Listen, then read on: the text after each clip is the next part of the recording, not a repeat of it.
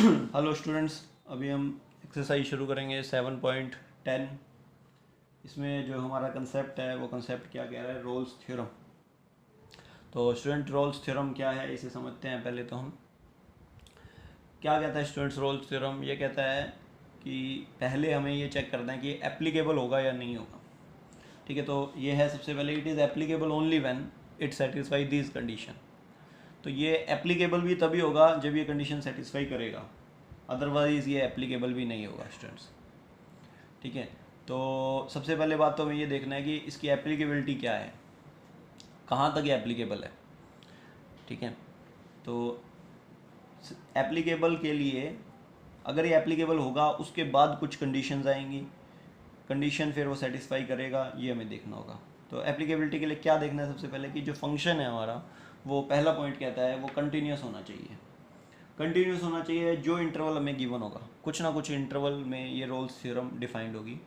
ठीक है, तो वो इंटरवल क्लोज इंटरवल होना चाहिए ए से बी में, उसमें फंक्शन कंटिन्यूस होना चाहिए।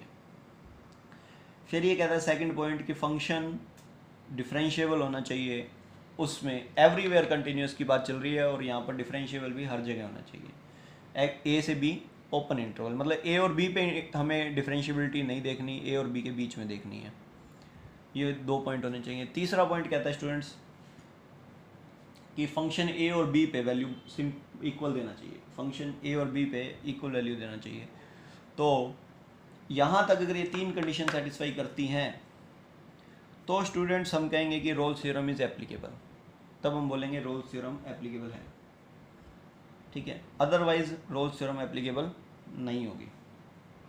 ठीक है, नेक्स्ट, अब अगर रोल्स थ्योरम एप्लीकेबल है, पहले तो हम ये चेक, कई क्वेश्चन में आपसे ये भी पूछ सकते हैं कि रोल्स थ्योरम एप्लीकेबल है या नहीं है, ये बताइए सबसे पहले। तो रोल्स थ्योरम एप्लीकेबल है तो उसके लिए ये तीन पॉइंट होने जरूरी हैं।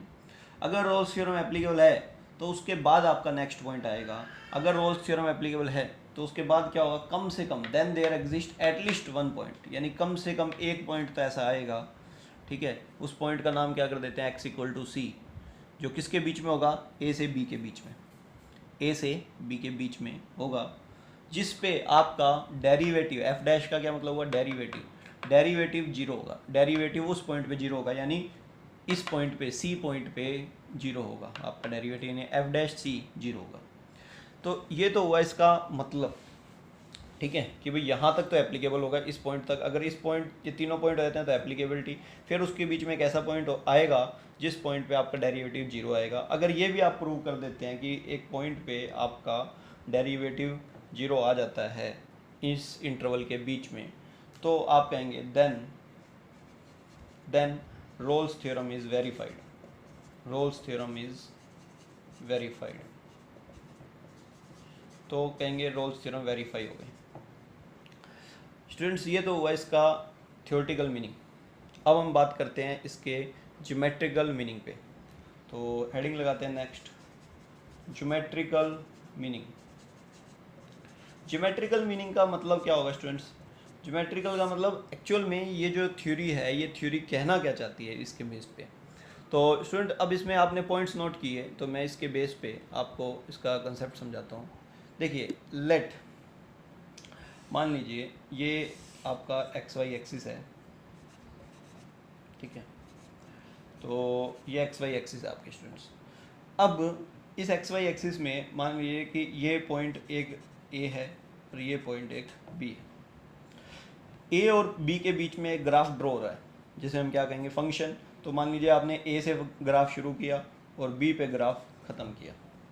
ठीक है, पर जो ए पे मिलने वाली वैल्यू है फंक्शन की, वो और बी पे मिलने वाली फंक्शन की वैल्यू वो इक्वल है, क्योंकि थर्ड पॉइंट आपको क्या कहता है, थर्ड पॉइंट अगर आप फोकस करेंगे कि फंक्शन ए पे मिलने वाली वैल्यू और फंक्शन बी पे मिलने वाली वैल्यू इक्वल होनी चाहिए।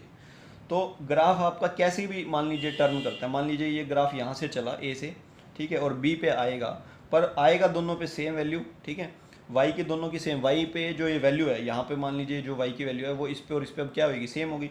पर ये ग्राफ यहाँ से चल के मान लीजिए ऐसे गया और ऐसे आ गया, कैसे भी चला, ऐसे चल के ऐसे आ गया, या फिर स्टूडेंट मान लीजिए ऐसे गया पहले, फिर ऐसे आया होगा, फिर ऐसे गया, फिर ऐसे आया। तो ये कैसे भी, मतलब आप इसमें क्या देख क्या रहे हैं कि ए से चला, ए पे और बी पे वैल्यू सेम होनी चाहिए उसने बताया, तो ए और बी पे वैल्यू सेम है। अब फंक्शन ए और बी पे तो वैल्यू सेम दे रहा है, बीच में ग्राफ कैसे भी जा सकता है, ऐसे भी जा सकता है, ऐसे भी जा सकता है, सीधा भी जा सकता है, कैसे भी जा सकता है। दूसरी बात, फंक्शन कंटिन्यूस होना चाहिए, तो फंक्शन इसमें भी कंटिन्यूस है, इस केस में भी कंटिन्यूस है। कंटिन्यूस का मतलब ग्राफ बनना चाहिए।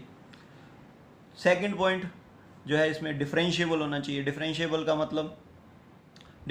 का मतलब जैसे डिफरेंशिएबिलिटी का जो मीनिंग बताया था मैंने आपको, ज्योमेट्रिकल मीनिंग। डिफरेंशिएबिलिटी का ज्योमेट्रिकल मीनिंग क्या है कि अगर ये ग्राफ है आपका, तो इसका अगर ये इस पॉइंट पे डिफरेंशिएबल है, तो इस पॉइंट पे हम क्या ड्रॉ कर सकते हैं, इसकी डिफरेंशिएबिलिटी में कोई भी एक टेंजेंट ड्रॉ कर सकते हैं।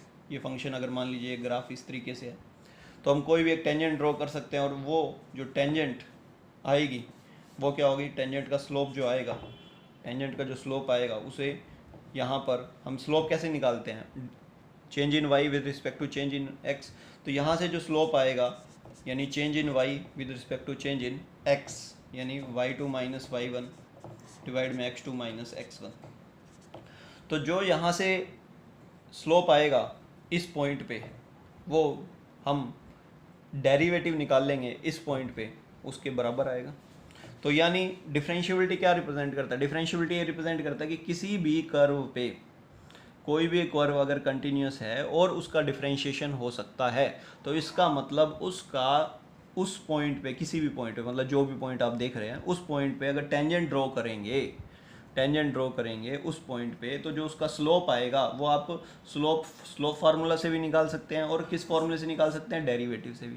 मान लीजिए अगर आपको ये पॉइंट पता है, इस पॉइंट की वैल्यू पता है x1 y1 जो भी कोई भी वैल्यू है, तो वो आप इसके अंदर अगर पुट कर दें डेरिवेटिव के अंदर, तो ये मान लीजिए वैल्यू है 2,3, तो वो वैल्यू अगर इसके अंदर डेरिवेटिव के अंदर पुट कर दें आप, तो आपको क्या मिलेगा, तो आपको मिलेगा इस लाइन का स्लोप। तो ये हुआ डिफरेंशिएशन का मतलब। ठीक है स्टूडेंट्स, तो अब मैं इस टॉपिक पे आता हूँ अपने वाले। तो इसको एक बार ये वाला एक सिंपल सा इसका ग्राफ ले लेते हैं। मान लीजिए ये ग्राफ ऐसे चल के ऐसे आया होगा, तो यहाँ पे क्या हुआ, ए पे और बी पे, यानी फंक्शन ए पे वैल्यू जो दे रहा है उसको क्या हो गया, ये वैल्यू दे रहा है एफ ए, क्योंकि ये फंक्शन है, ये फंक्शन का ग्राफ है y=f(x). इसमें आपने a पुट किया तो एफ ए हो गया, यहाँ b पुट किया तो इस पॉइंट पे क्या हो गया, एफ बी हो गया। दोनों वैल्यू क्या है, इक्वल है। ये फंक्शन क्या है, कंटिन्यूस है और डिफरेंशिएबल है। तो स्टूडेंट्स ये क्या कहता है कि इस पे हर पॉइंट पे टेंजेंट बनाई जा सकती है, जैसे सर्कल होता है उस पे हर पॉइंट पे टेंजेंट बना सकते हैं, किसी भी पॉइंट पे टेंजेंट बना सकते हैं, तो इस पे भी टेंजेंट हर पॉइंट पे बन सकती है। पर कम से कम ये कह रहा था, हमारी थ्योरी जो कह रही थी कि कम से कम एक पॉइंट ऐसा आएगा, जैसे इसमें ये एक पॉइंट आ रहा है बीच में, इस पॉइंट को मैं बना लेता हूँ सी। तो इस पॉइंट पे अगर स्टूडेंट आप टेंजेंट ड्रा करेंगे, ये टेंजेंट ड्रा करेंगे, ये टेंजेंट बन गई। तो जो ये टेंजेंट आई है, अब ये टेंजेंट पैरेलल आई है, किसके पैरेलल आई है स्टूडेंट, ये टेंजेंट एक्स एक्सिस के। तो स्टूडेंट अगर जब टेंजेंट पैरेलल होती है एक्स एक्सिस के, तो यहाँ पे जो स्लोप ऑफ टेंजेंट है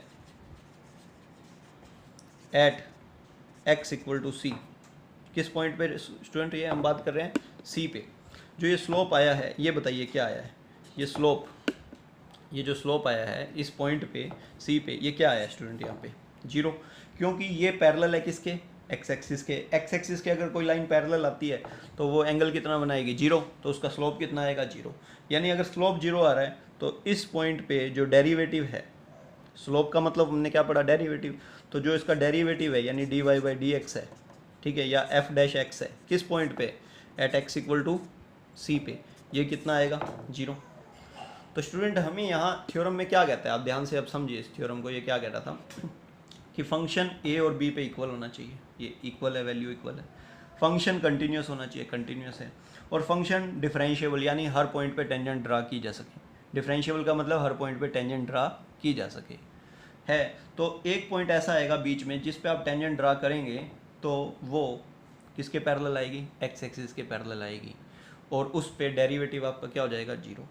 तो स्टूडेंट कम से कम एक पॉइंट तो आएगा ही आएगा, उससे ज़्यादा भी आ सकता है। उससे ज़्यादा कैसे आ सकता है, एक ग्राफ और बना के देखिए आप। मान लीजिए एक ग्राफ और बनाइए, जैसे मैं यहाँ एक ग्राफ और बनाता हूँ अभी आपको। ये ए पॉइंट हो गया, ये बी पॉइंट हो गया मान लीजिए, ठीक है। अब मान लीजिए आपका ग्राफ ऐसे आया, फिर ऐसे गया, फिर ऐसे आया, तो अब क्या हुआ, कितने पॉइंट आएंगे, 3 आएंगे। एक तो ये पॉइंट आएगा, एक ये आएगा, एक ये आएगा, यानी एक C1 हो गया, एक C2 हो गया और एक C3 हो गया। इस पॉइंट पे टेंजेंट ड्रा कीजिए, ये पैरेलल है एक्स एक्सिस के। इस पॉइंट पे टेंजेंट ड्रा कीजिए, ये पैरेलल है एक्स एक्सिस के। इस पॉइंट पे टेंजेंट ड्रा कीजिए, एक्स एक्सिस के पैरेलल है। तो स्टूडेंट जब भी कोई ग्राफ ए से बी जाएगा और अगर ए पे और बी पे वैल्यू सेम है फंक्शन की, तो उसको या तो ऐसे जाना पड़ेगा या फिर नीचे से होके जाना पड़ेगा। मतलब उसको उसके बीच में एक मैक्सिमा या मिनिमा पॉइंट तो आएगा ही आएगा। तो उस पर एक पॉइंट तो ऐसा आएगा ही आएगा जिससे ये पैरेलल आएगी एक्स एक्सिस के, जिस पे उसका क्या होगा, जो डेरिवेटिव है वो जीरो बनेगा ही बनेगा। ये हुआ इसका ज्योमेट्रिकल मीनिंग।